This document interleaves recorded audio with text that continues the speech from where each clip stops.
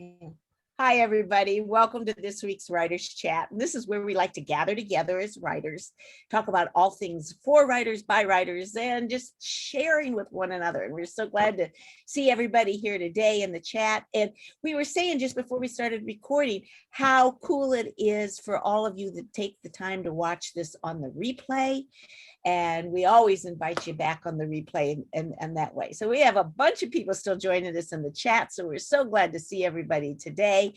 And what we're going to do today, and I said this just before we started recording, but for those of you that just joined us, so you know, we are going to introduce our speaker. We're going to have a little bit of a discussion between the four of us here. And then we're going to invite you guys back on early. We want this more of a conversation about our topic today, which is essays and how neat way it is for us to express ourselves as writers in essays. So I am thrilled, just thrilled to invite our speaker, Lynn Harris, with us today. And I got to hear her. I had participated in the Nonfiction Writers University several months ago. I think it was quite a few months ago now, wasn't it, Wendy? Yeah, I think like 8. Yeah. Yeah, so it was a while back. And attended her workshop on writing the personal essay and just loved it. She is a wealth of information on this and is the author of a book, and you could see it behind her there, about writing and selling short stories and personal essays, an essential guide to getting your work published. This was published by Writer's Digest and Penguin Books at Random House, which is big publishers. So that tells you how good this book is. So I encourage you to check that out. And she is a prolific writer and I've been a mentor for a lot of writers, especially in this area of short stories and essay writers in that way. And so we are so glad that you could join us today, Wendy. Thank you. Thank you. And I know you're going to share a few things initially, and then we'll have some questions here, and then we'll invite everybody to come on back in. So on that way. So thank you for joining us today, Wendy. Well, thank you for having me, everybody. Jean, that was such a nice invitation and introduction. I said yes right away because you're doing something special here, getting writers together so we can really talk about something. And personal essay writing is my favorite thing to talk about. So Jean knew that. Because I guess there's a lot of reasons. We all have personal essays inside of us that we could be bringing out to the world if we wanted to. And because I work in the world of shepherding writers to getting things actually published, personal essays are the easiest in for a writer. If you don't have any writing credits whatsoever yet today, you could have a personal essay published by the end of the year. It is very reasonable. A lot of us also work in the world of books. That timeline is not the same at all. We're talking about years to get something published. But a personal essay is the fastest thing that will get sold in the market. And it really taps into our creativity, our creative side. The personal essay, besides being incredibly sellable, shows up in all kinds of different magazines. So a little later, I think we should kind of talk about maybe directing where we send things, because we have goals in our own writing life. If you're a memoirist, if you are trying to land an agent for any kind of project, there are ways that you can make sense with what you are producing and take it to the market in a way that really supports you in the future. And personal essays are such a great door opener for a writer that I would love for you to use it purposefully. But first, we've got to really talk about what a personal essay is and how you can best craft it. So I'll give you a little background here. Yes, I wrote this book on writing and selling short stories and personal essays because that's really where I stepped in my own writing first. I was also writing novels over here on the side. And I guess I should say learning how to write novels while I was studying the craft of writing. It wasn't going well. I had so much fun with it, but it wasn't, that took a long time to catch up with the success I was having in short story and essay world.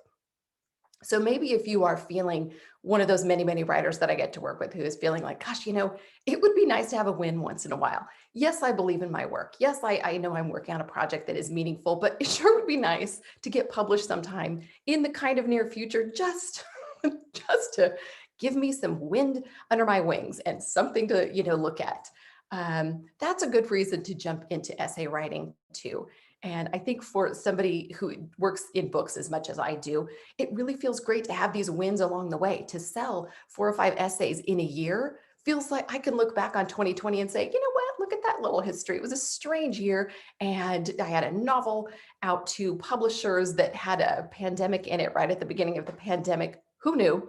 Obviously, we pulled that novel, and all that work just sort of is sitting on a shelf getting dusty. But these other pieces kind of helped me express myself and help me have some success moments that I was proud of, that meant that I wasn't just curled in a ball going, what did I do? This will never sell. Um, so the personal essay writing, obviously it's exciting for me. And I love it so much that it is my day job to work with writers. I run a boutique editing company, and I only specialize in short stories and personal essays. So every week I'm in this work myself when I'm not in book mode. And I'm reading from writers all across the country, in Canada and some other countries every single week here. And the majority that comes across my desk is a personal essay. So I really enjoy this. I've seen a lot of different styles. The one thing I can tell you is every time I open a document from a writer, I'm surprised.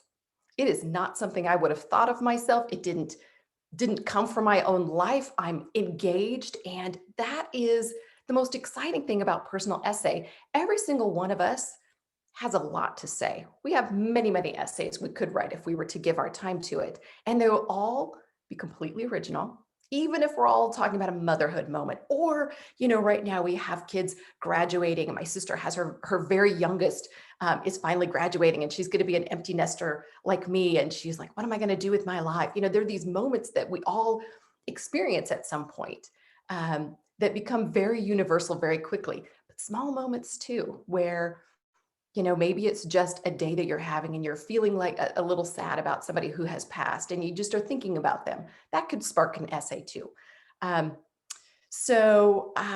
Let's talk first, before we jump into any questions, just about what is a personal essay.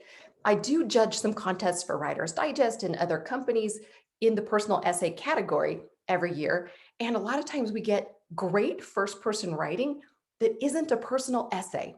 And so I know from talking to writers all of these years, there's some confusion, like, what is a personal essay? So we're going to learn that right now, the very specifics of this category. The obvious is that it's written in first person. It is I, me, my. But that doesn't make it a personal essay. There are great stories that we tell that really are fabulous anecdotes that are more of an adventure story, or they're more of an opinion piece that is going to be an op-ed in some sort of newspaper, or they've got a whole lot of reportage, and it really reads more like a nonfiction article. So to become a personal essay, you really need to be a storyteller in a different way, allowing your voice, that's the big point here, your actual voice to be what comes out on the page. Not that magazine sort of sanitized, you're fitting into a nonfiction world voice. And I write in nonfiction. So, if you do too, you kind of know when you pull yourself out of it and you become the everyone. In the personal essay, you are just you. And being just you is the most important factor here. You have to sound like you have to think like you. You are asked to be vulnerable in ways that you feel vulnerable. And there are two other caveats here. One, it has to have a story arc. And for everybody here who is writing in book world, you know what I'm talking about. You've got to have the narrative arc. You have to start in one place, have rising tension that leads to this climax, this epiphany, and then you drop the tension and the piece is over. It has to have this. It goes beyond an anecdote. An anecdote is, I went to the park with my kids on a Saturday, and then, we ran errands afterwards. But a story might be, I went to the park with my kids and I wasn't feeling good. And for the rest of the day, I was more concerned about their safety when I knew it was either a panic attack or maybe I should take this seriously. And maybe you walk us through what happens and you finally decide it's time to get help and you had to lean on a stranger. That is a personal essay, maybe looking at the interiority and saying, in this moment, I realized that I don't have a big enough network to help me care for these children, or whatever that is. I'm not sure where that story came from. So one is it's got to have a story arc. It has to be a story well told. And two, just as important, it has to have a takeaway for the reader and this universal message for the reader. And it doesn't have to be broad. It can be really narrow. And usually the more specific it is, we're going to feel it. And what I mean by that, let's take that strange example I just made up.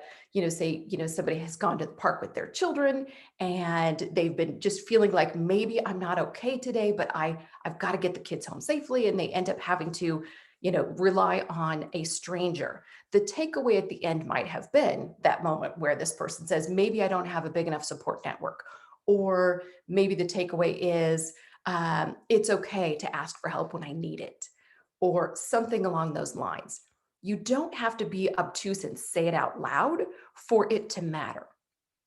You need to just lead us there. And as a storyteller, we are constantly laying the breadcrumbs. You're in charge when you're writing a personal essay. This isn't just like, oh gosh, what came out of me?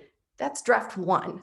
But as we get into editing, we are purposely saying, if I want the reader to experience this with me, I'm going to need to show them some moments that I had along the way and what it felt like for me. So at the end, they also feel like, wasn't it nice that this person saw I was struggling and reached out to me? And isn't that something beautiful about community? So we lead them there. So that would be the personal essay category, just in a nutshell. First person, but it's a story, meaning a complete story arc and a takeaway for the reader. And here in the office, in the editing mode that we have, I think it'd be kind of fun to kind of walk through crafting and what that editing might look like. I run into pretty much every single worry or problem you might be having on the page. Everything is solvable. Everything is solvable. You are the artist. And when it comes to personal essay writing, it's a bit different than other kinds of writing because you are only asked to show up. Let the work do the work, is what I always say. Meaning you kind of have an idea or a pain on your mind or something interesting or a joy that you're thinking about. It's okay to sit down without any real idea of where it is going. Personal essay writing should be undirected, where you can just free write and maybe you're in your journal and maybe you get somewhere with it and maybe you don't. The pieces that I think are really fun to work with that come to my desk are when a writer says, I feel like I'm onto something, but I don't know what. Could you just take a look at this lump of pages? And if it's nothing, just shake your head, just send it back to me. We'll never discuss it again. Or maybe I'm onto something and I can't see it yet. And that writer usually hasn't stepped back enough from the work to really examine what they have on the page, but it's very easy for a colleague to say, yeah, I'll take a look at it. Let me see what's on the page. Let me see if I can figure out what you were trying to get to in this way. And we can talk about it and help them figure out and develop. What is it that was so exciting about this to you? What was on your mind? What are you worried about? Really? Let's get real here. So I think that's a good place to start the conversation, like knowing, well, here's what it is. I love that. I love that. And I'm curious because you mentioned you're a fiction writer Yeah. too. Yes. And we have some fiction writers here. How can they use the essay along with their fiction writing? Have you seen some blending of that? Question, Jean. It comes up so often because to be a good storyteller, you're always going to be studying fictive elements, really, in memoir writing and in essay writing. And we're talking about, this story arc, but also about scene writing.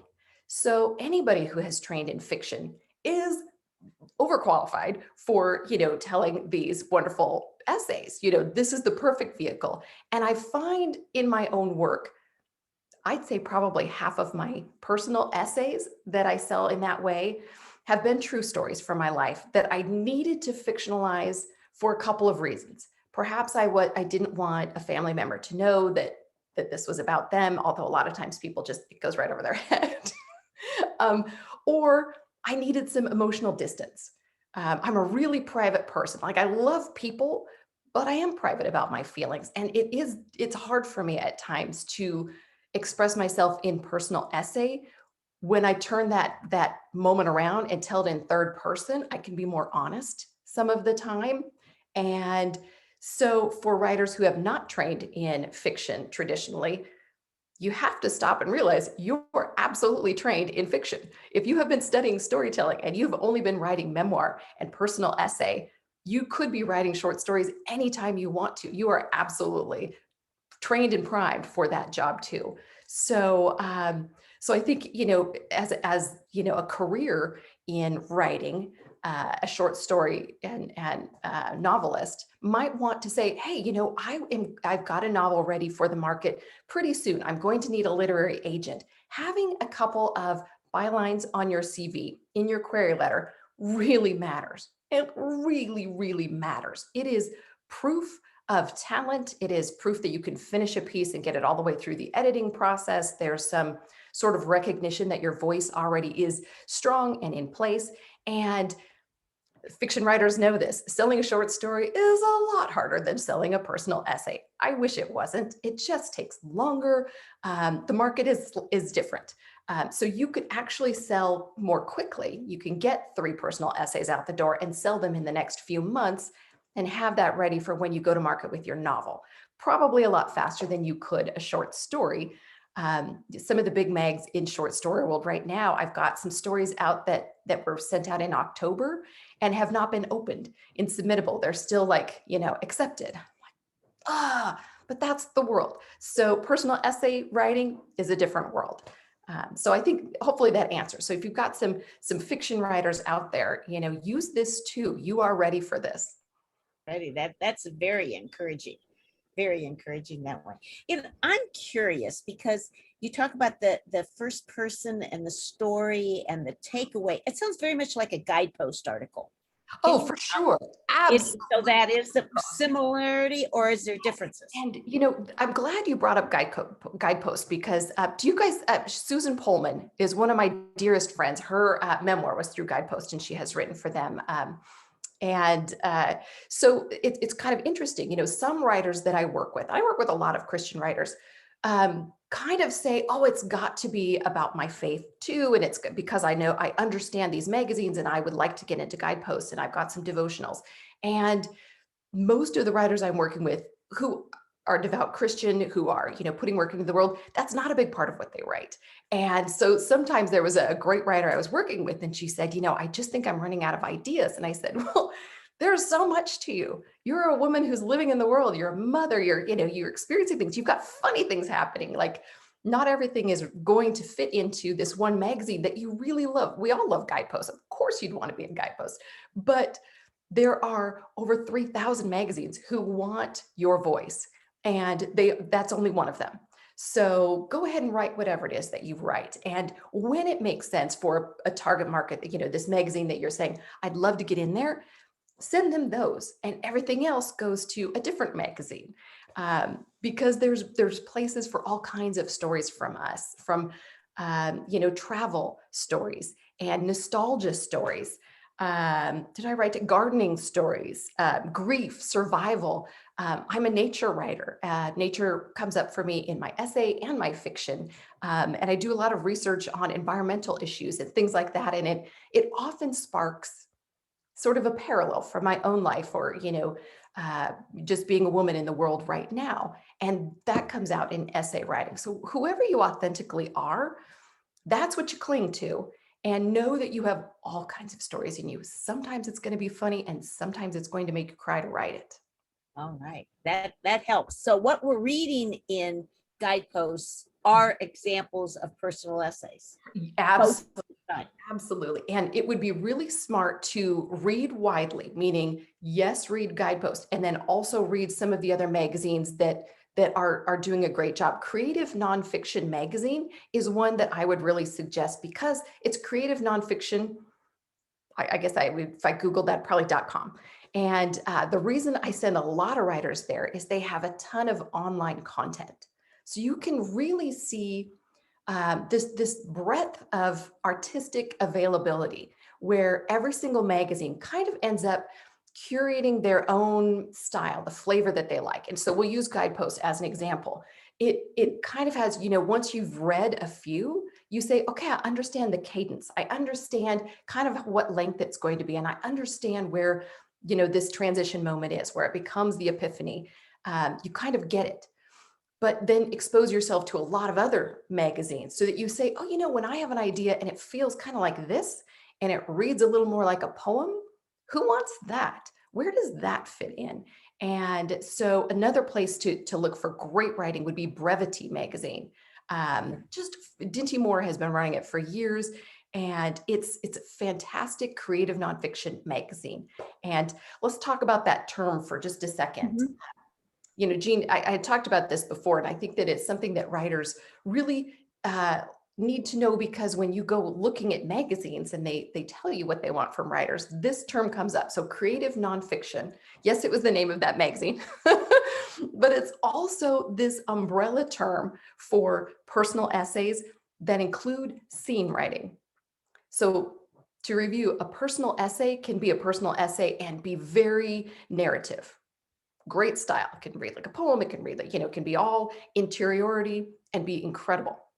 But when you step in as the storyteller and really employ this scene writing, where you're fly on the wall and you are showing some things in real time, you're allowing us as the reader to step in closer. And we're starting to feel viscerally what you have gone through.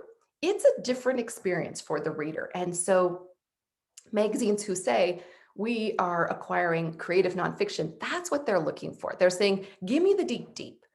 Put me in your shoes like you would in a memoir, and let me feel it for myself. And it takes longer to craft, but there is an effect, at the end of that. They can be mini scenes. Doesn't have to be like your memoir. It doesn't have to be an entire chapter length, where you're kind of walking us through a day. And it shouldn't be, because it's short. But just letting us experience in real time is so powerful that magazines are specifically acquiring for that. That is amazing. I didn't realize the exact difference, so I'm really glad you shared that. And, that I think, unfortunately, the category of essay writing is one that has so many different meanings that we get a little confused. And that's why I think sometimes when, I'm working on a contest, some of the entries come in and I'm like, oh, that's a really great anecdote. That's a great adventure story, but it's not a personal essay, because it doesn't have the arc, because it doesn't have the takeaway yet. The writer didn't go that direction. And if I was acquiring and looking just for creative nonfiction pieces, if a writer had a great interiority piece, but didn't really take me through the scene writing, I would feel the same way and go, oh, I wish I could take it. Great writing, but it isn't going to work in this context. Yeah. So we just need to know as the artist. Any tips on that scene writing? Yes. That you've seen? Yes. Yes, I love scene writing. Of course, it's harder than everything else. We all know that when you sit down, the things that make us sweat, really probably have the most effect on the reader. That's always the way, isn't it? There's nothing easy, right? But scene writing really asks you to step in. And I've got this kind of, I'll give you my, what would I call it? My list of human behavior and reaction. So this is, old school training on the fiction side, but also in nonfiction, where for every scene follows emotionally and beat-wise in this exact pattern, because this is how we behave as humans. This is how it goes. You start with a goal, there's a conflict, then there's a disaster. These are these action beats. So everybody is nodding their head. Yes, this is how we trained into it. But you really can think about it before you write out a scene. What is the goal? The agenda for this person. I'm just trying to get to the park with my kids. The conflict might be, I don't feel good. And the disaster is, I realize I'm not going to be okay. Disaster is kind of a tough word to say. If we're writing a funny essay, disaster doesn't feel like the right word, but it does mean there's this moment where things change, right? So those are the action beats. And then there's going to be a reaction beat. You're going to have emotion, thought, decision, action. That's how we behave as humans, and that's how it comes out in an essay. So emotion and thought are kind of close together. They might be on top of each other in the same sentence of a personal essay. But as humans, something happens and we don't think first. We go, oh, that's painful, or oh, I'm sad about that. We react emotionally first, and then we start the process. We say, why is this going on? Wonder what I could be doing differently. We start to make plans. So we've got this thought, Emotion, thought, decision is this point where we say, I'm going to change my life, or I'm going to ask for help. I'm going to reach over to this woman and tap her and hope that she sees that I am in distress. And then action. So if you follow that along, I like to just write those words down on a piece of paper if I'm thinking I'm going to step into a scene, and then just give myself a little hint of what I'm trying to write to, and then get to the writing. It makes scene writing easy. You're not going to miss a beat. You're not going to do it in the wrong order. And it will feel natural because it's based on human behavior. I love that. Such a neat, simple trick that we kind of do some of the time, but I bet I've missed steps. We do it instinctively. And if you double check all of your work from that you've ever written and every book on your shelf, it follows this pattern. Sometimes in novels, we chop off right at the action moments, and then we make you go to the next chapter to have the reaction moments. But this is how we feel emotionally. When you want to draw a reader in and let them really feel what it felt like for you, give them just those beats and they will believe it. They will understand. I was scared that day, without you just saying something boring like, I was scared that day. I have a question. Yes. So how would that woman going to the park scene be different if it was a personal essay versus a creative nonfiction? How would the writing be different? Personal essay are the same, but your creative nonfiction version is going to have scene writing. So here would be the difference. So it reads more like fiction? Yes. Yes. So if I was writing a personal essay that didn't have scene writing, as the artist, I might go in and just give the facts, just kind of, go through and say it was this one day and I had walked through this, and I don't really let you see it with me in real time. Maybe I'm just looking back on it and just as if I'm talking to you right now.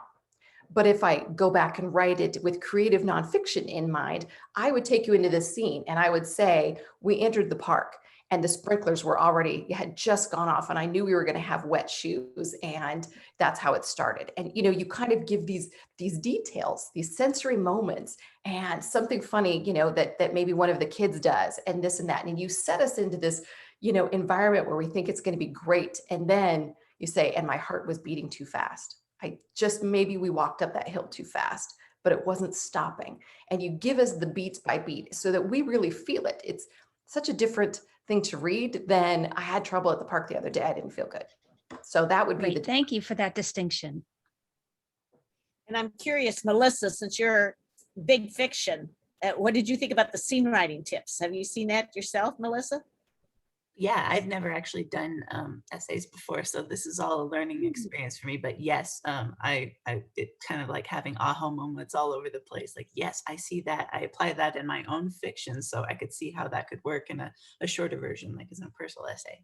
Yeah, and I think, Melissa, for you, especially if you've been working fiction, stepping into this category you'll see all the skills. It's just telling your truth instead of making something up, that you have everything at your fingertips for this. The one thing that is so different between my fiction writing and my, this creative nonfiction is that vulnerability. Oh, it's so hard. It's so hard. And,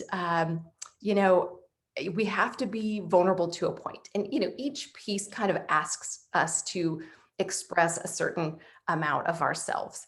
And, you don't have to be naked, but you do have to have your top off, is what I say. You gotta just, show us something that makes you cringe a little bit so that we believe you, because life is like that. I have one writer that I work with, and she's so funny. And I was kind of walking her through that metaphor, and she said, yeah, I'm not taking my top off, but it will maybe like unbutton. And I said, that's fine. That's fine. You don't have a little cleavage.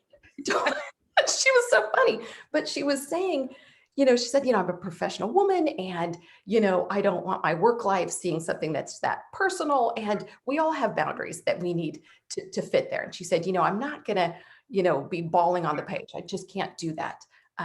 And so we discussed fiction, and I said, some of these pieces that you feel like you can't be vulnerable with in your personal life, tweak them. Third person, get out of the way.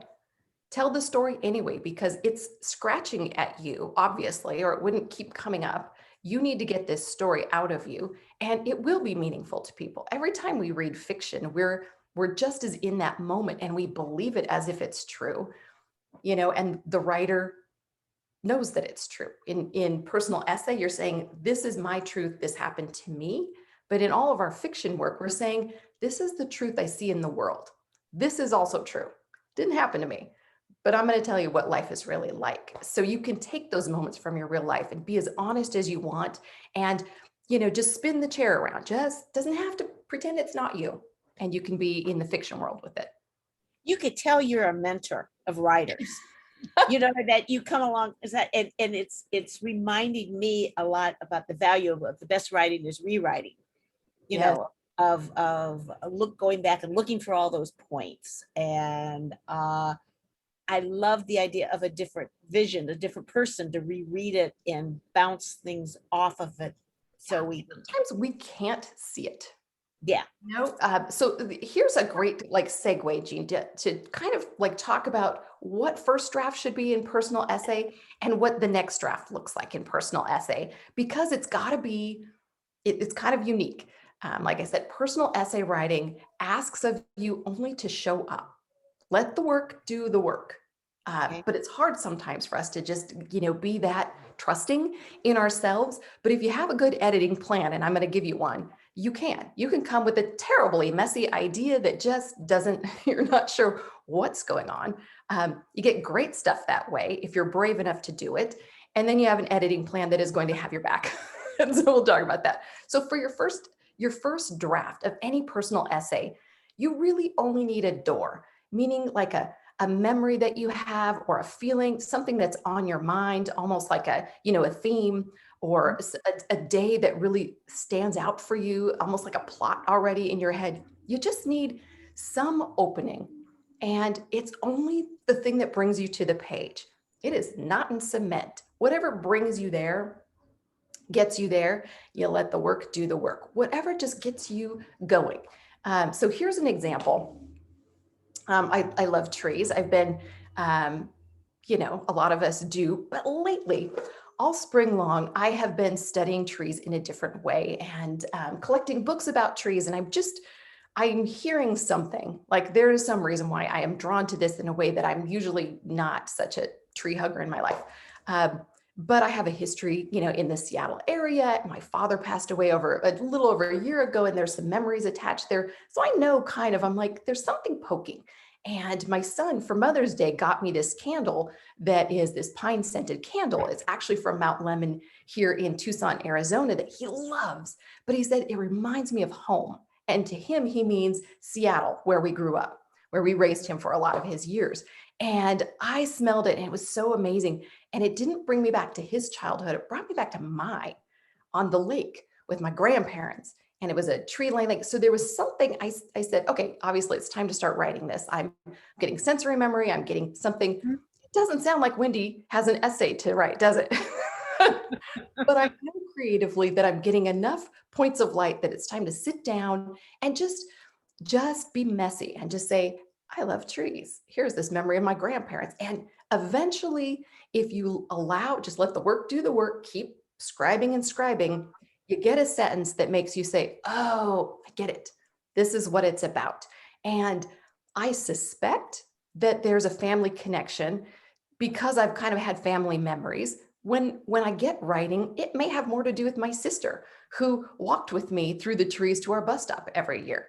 She's on my mind this week. Her daughter is graduating. I don't know, but if I don't sit down and do the work, then the idea will just wander off without me and I'll never capture it. So that's all you need as an essay to begin, just a reason to sit down, let the work do the work, typey or handwrite, and just go until you feel like the heat of your idea has gone out. It doesn't need to make a lot of sense. It doesn't, because now I'm going to show you what to do with it.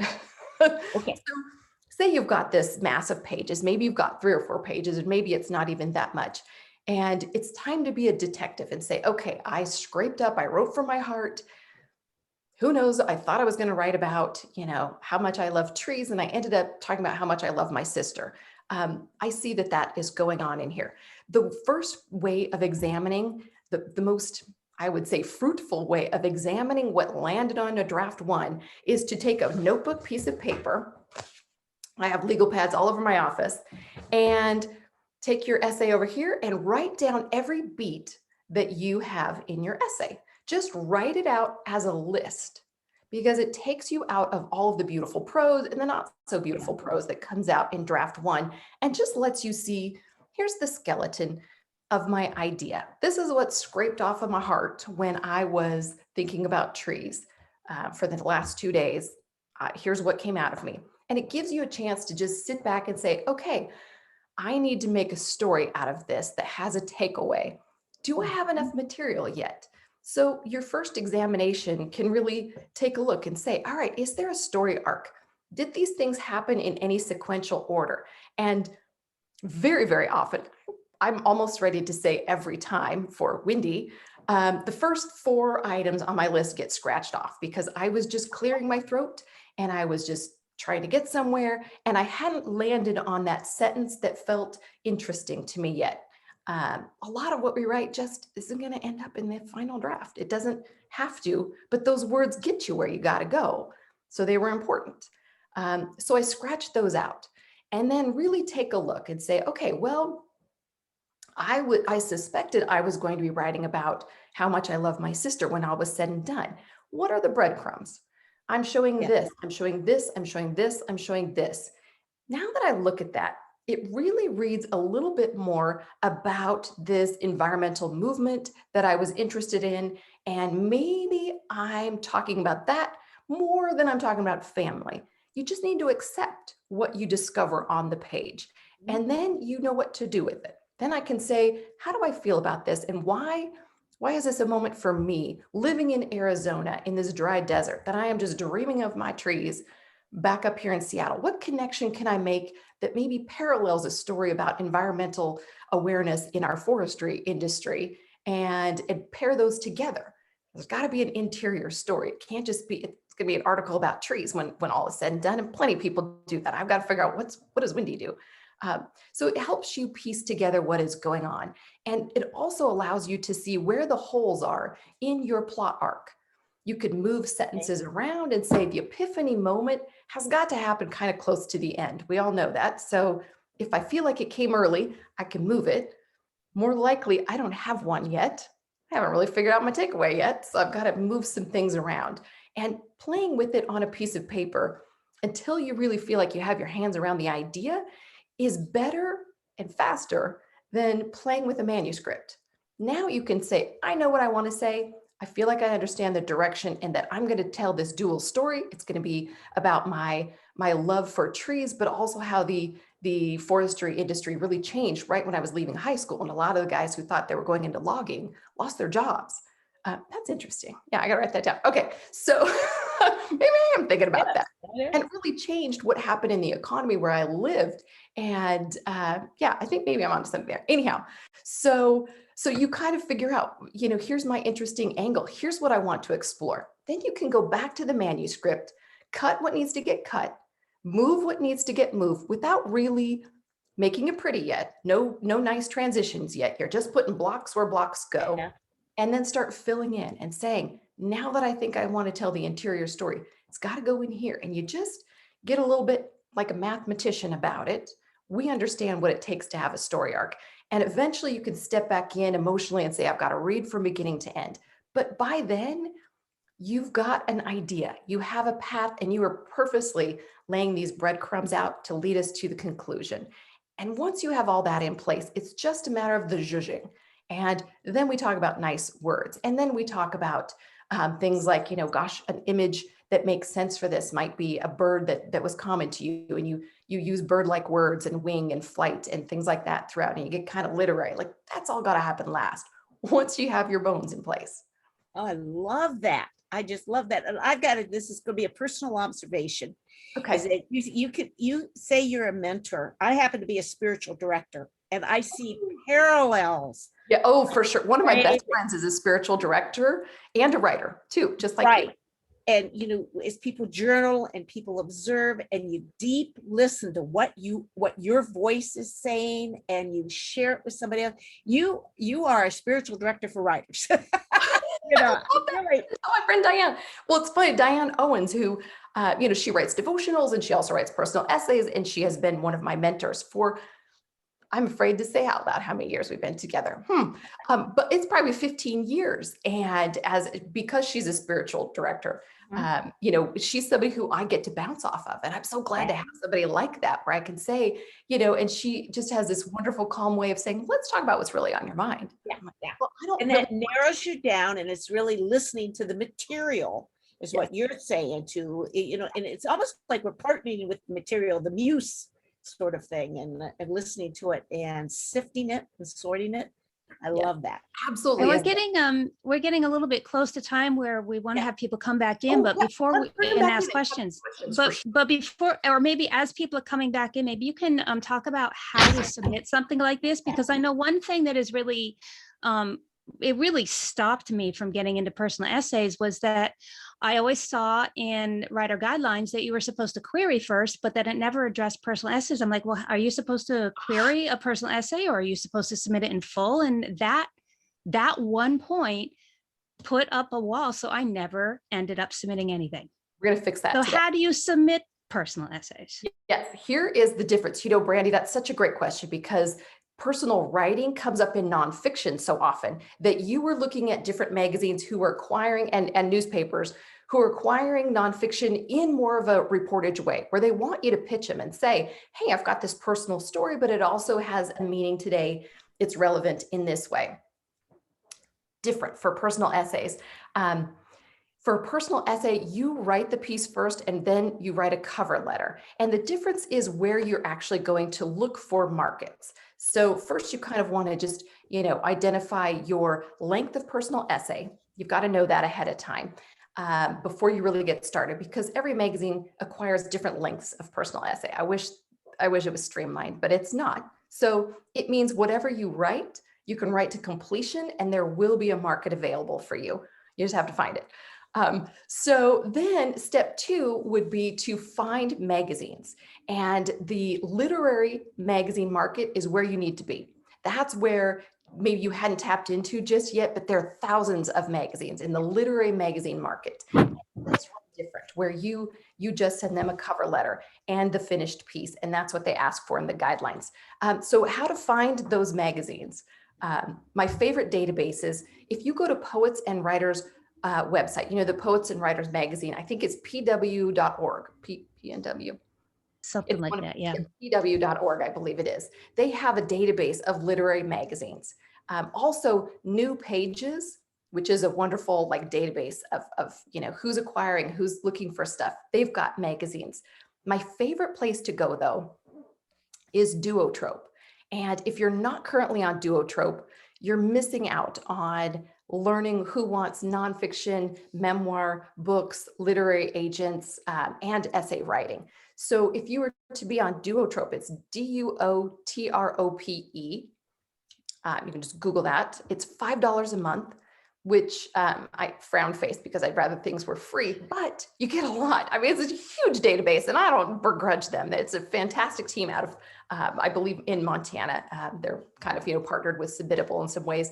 So you can go in there and just say, hey, I've got an essay. It's this length. I want it in print and I'd like to get paid. And they just kick you out a list of the 500 magazines that make sense for you. And you just click over to the writer's guidelines. So that would save you a ton of work for your next personal essay. And you probably have a few sitting on your computer now that you could, get to the right market. Now that you know where to find these people, that's who is looking for your personal essay. So acquisitions are really similar to a short story when it comes to a personal essay. You are just going to have a cover letter, which is just a really simple, I'd call it 3 paragraphs, but it's almost 3 sentences. They just need to know the title and the word count. Just need to know if it fits into their current magazine. And then if you have something on your bio, if you've been published before, you can talk about, I've been published before. A huge thing for your query letter or your, cover letter would be to say you're part of this writing group. Just say, I'm serious about writing. I'm part of this wonderful writers group. I look forward to hearing back from you. I have the extended version of this talk is in here. It's 5 steps. This is what the whole book is about. So, I wrote everything down for you in there. But that's kind of it. You submit, And then you hear back from them. I got an acceptance letter this morning for an essay, and it's so exciting. There's just nothing that never gets old. And, the contracts are kind of funny in personal essay world, very different from your book contracts. They say, hey, yes, we would like to take it. We're going to publish it in January. Thank you very much. You'd almost miss it.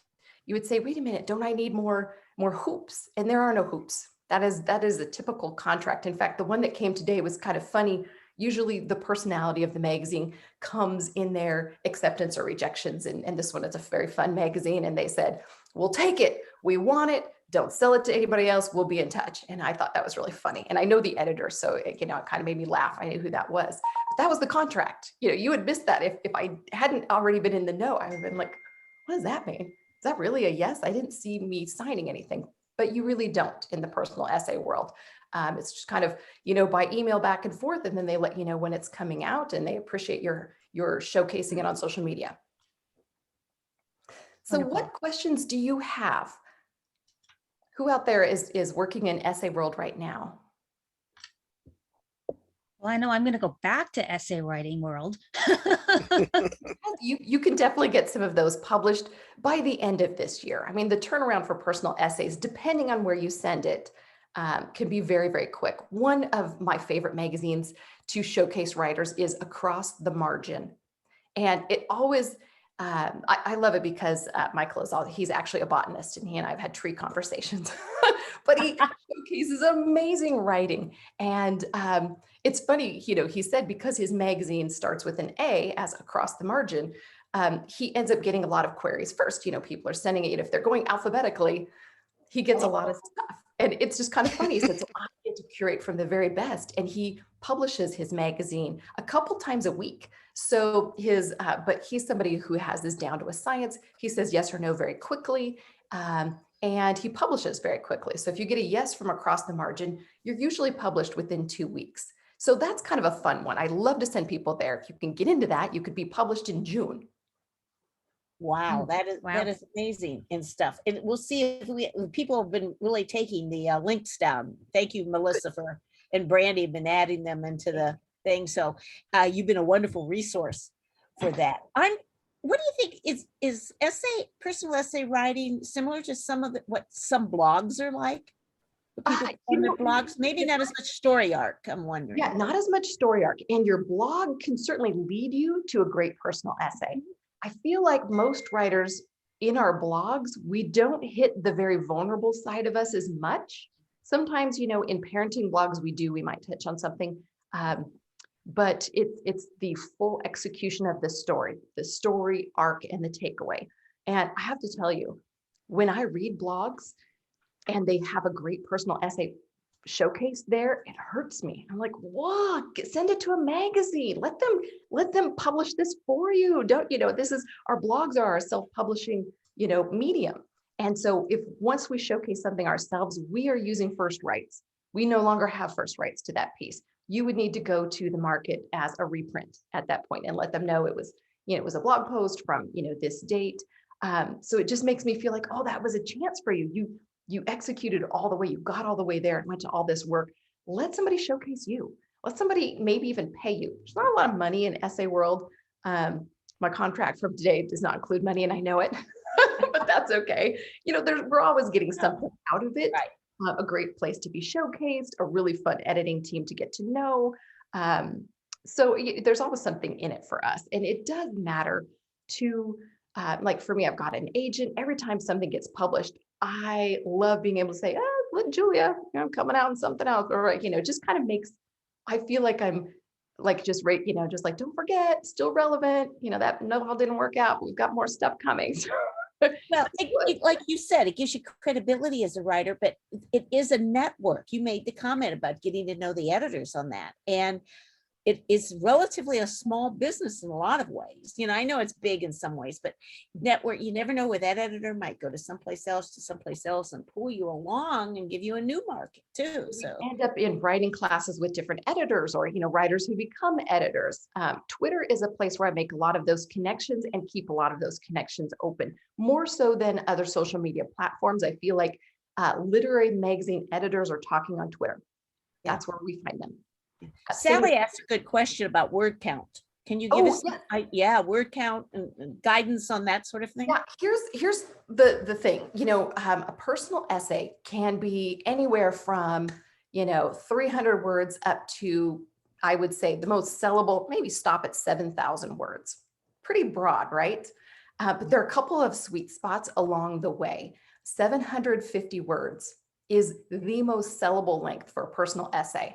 I'll repeat, 750 words. It's only 3 pages. And you can do a gorgeous story arc in 3 pages. There's no subplot. There's no room for other things when you're doing a 750 word piece. You're just getting down to the bones of here's what happened to me and here's what it made me feel. Here's what I learned or accepted at the end of it.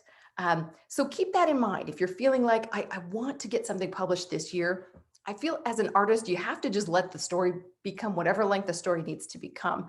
But if you can kind of then tweak it under 750, you have a lot more places to send it as well. That market is bigger. The next sweet spot, I would call it, is right around 3,500 words, somewhere between 3,000 and 3,500. And that would be for more of the top level literary magazines that are run by university presses, or let's say the Paris Review, the New Yorker, they're acquiring in those lengths. And so that's kind of a sweet spot. Any longer than that, we still have magazines acquiring, but when a writer comes to me and they have a 12,000 word personal essay, I don't even have somewhere to send them. There's maybe 4 magazines and you will be waiting a year to get back. One of them is like, the Alaska Quarterly Review. And I mean, they're kind of like obscure literary magazines, not that your work can't get into that, but how about we take a look at your piece and see if there's a way to cut 4,000 words out? Maybe there really is without affecting this. So, studying with another person, and sometimes the answer is, yeah, you need all 12,000 words. This is great. Don't change anything. You're just going to have to live with the size market you have available to you, and it's going to work out for you if you wait long enough. But if you could squish it down to one of those more sellable places, just try and keep that in mind. Yeah. Kimberly has a question over there too. And I think that she's working on a collection of creative nonfiction essays that are all related. Any suggestions about how many existing essays to submit for publication without submitting too much? Yes, the metrics go like this. 30% can be published, pre-published before you end up landing a contract for the entire project. I've seen it go over that. So that's just like, kind of what industry standard is. So maybe if you've got 10 essays, 3 of them should go out to the market first. And you really need at least 1 to be pre-published to really showcase the validity of the entire idea, that the voice, is the right voice, that you have an audience you can sell this to. But 3 of those would be even better. Then you've got them in different magazines. You'll be thanking those magazines in your book collection. And it really showcases to your literary agent that, okay, these could all have sold, but now we've got some new meat for the reader who maybe has known from, they know me from over here, and now they're going to come read the rest of the collection. It's kind of tough sometimes when we have a collection come out and 50% or more have been pre-published, especially if it's a writer I admire. I'm reading it going, this feels familiar, George Saunders. I feel like I have read several of these before. And you're looking for the new meat. So that's why you kind of want to stop at about 30%, be familiar, but be new.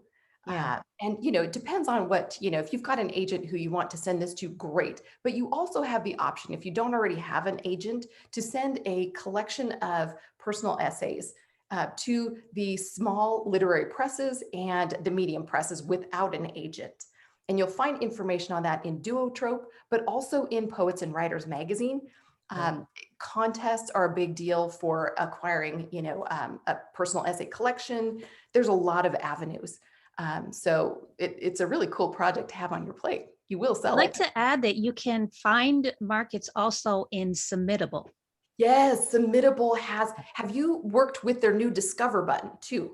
Yes. They've got one of beautiful. the best. Yes, I'm so glad, Brandy. That's a great one. If you're on Submittable, they added a button to the page where you're like looking through all of your submissions. I like to keep it on anything active, you know, and once in a while I just go over to like accepted just to be like, oh yeah, I've published in the past, and then you go back to active. But it's right there at the top. But they also have one of the very best newsletters in the industry.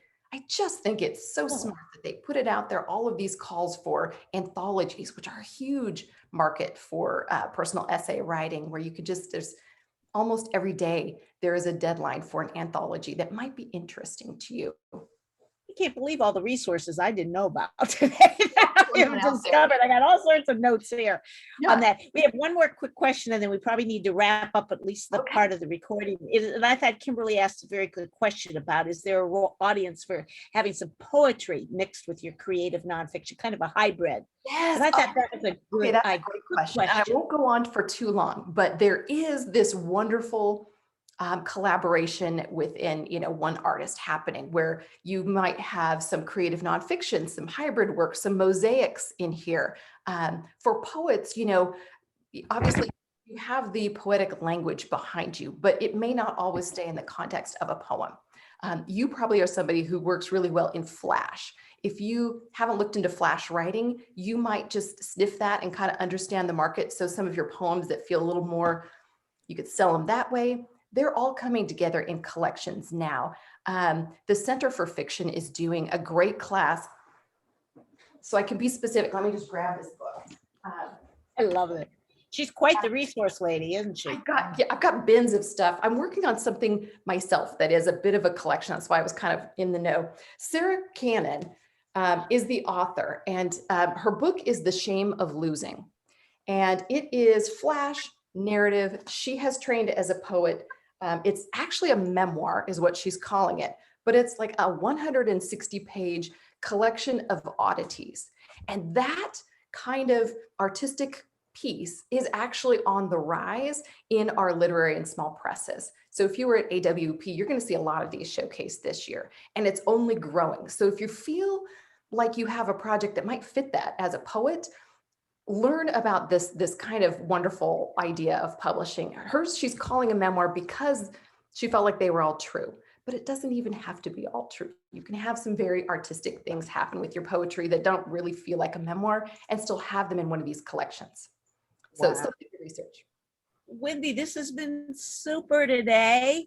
Super. And I just thank you. And by the way, that book seems to be free on Kindle right now if you have Prime. It is The Shame of Losing. Oh, that's good. I think so. Oh, what I'm seeing.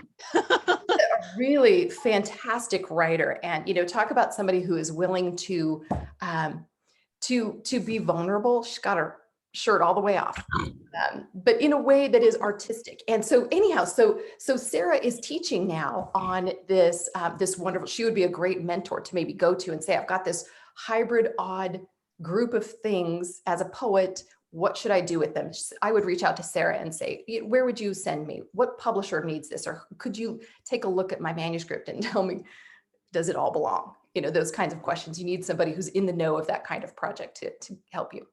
Wow. Well, thank you so much. Just, I love your enthusiasm and your resources and your tips. Gave tips for all of us, no matter what we're writing, that we transfer over. I really appreciate it. Real quick, Brandy and Jan, since you guys are on, do you want to talk about what next week's topic is? So we have that on the recording. And Norma, it's the three of you guys. It is. Oh goodness, what do we call it? Hold on. Summer beach. Come right with it. Summer beach reads. Yeah, summer beach reads. Come right with us, Yes. or read with us, or something like that. Yes, summer beach reads with some writing prompts. It's just going to be a fun kind of round table kind of thing. Bring your beach hat. Bring your beach hat. Ideas And your favorite drink. and your favorite drink. I may have to show up on that one. On that. But anyway, enjoy. Thank you. Thank you again, Wendy. And we'll see you guys all next week on Writers Chat. And those of you that are here, we'll invite you to stay after for the after party. Bye, everybody. Hi.